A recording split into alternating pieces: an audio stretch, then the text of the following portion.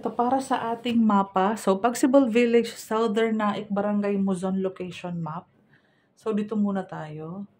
Iusog-usog ko. Meron tayong total inventories na 1,167. Ang location natin is along Nia Road. Mapapansin mo ito, ang tawag dito ay rotonda. Itong circle, ayan o, may dalawang rotonda.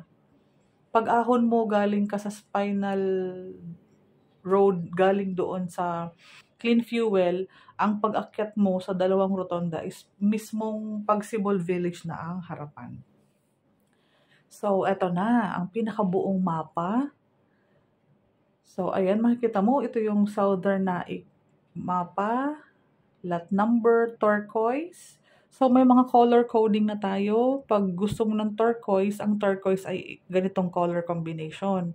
Pero dito, sa legend natin, ang turquoise ay ganito sa mapa. Okay? Pag aubergine, purple. Pag santan, light green. Ganyan siya dito. Ayan.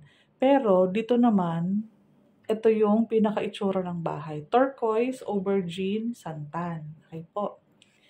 So, meron tayong 1,167 units. Ayan. Normal image, mirror image. 30 units. 2-story single attached. May 65 units. So, yung duplex natin, meron tayong 1,102. So, ayan siya. So, ang northeast, dito yung sunrise. So, yung kabuuhan ng, yung sa entrance ng dalawang gate natin, yan yung pinaka-sunrise. Kasi ito, yan. Pag nasa site na ako, mag-video ako dun sa site para pag early morning video, makikita natin kung saan ang sunrise. Pero sa mapa, ito. So, dito sa harapan ng gate, yan ang pinaka-sunrise natin. Next, yung ating mga amenities kung nasaan sa mapa. May numbering naman. Number 1, main entrance gate and guardhouse. Gate 1, nakalagay 1. Ito, gate 1. Ayan. Yung number 2, main entrance and guardhouse, gate 2. Andito naman sa kabilang rotonda. Again, yung circle ha, rotonda po ang tawag dyan. Sunod, number 3. Ang number 3 natin is multi-purpose hall with aircon provision. Ito yung picture.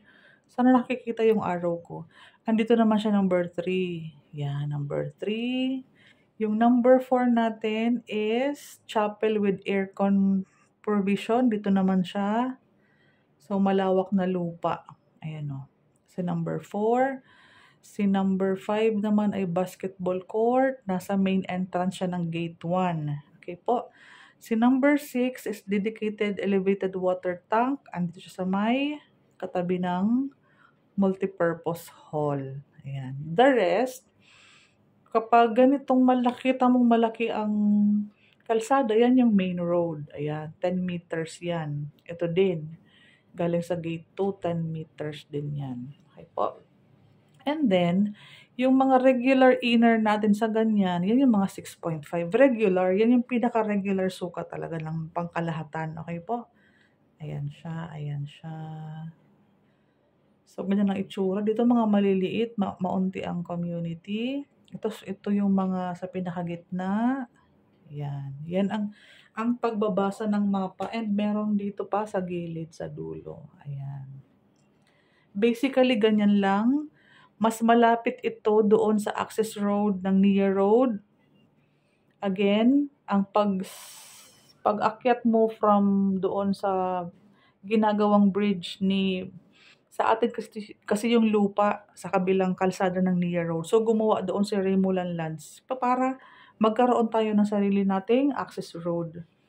Yan yung spinal road na galing sa Clean Fuel, sa mga model house, papasok sa ating community.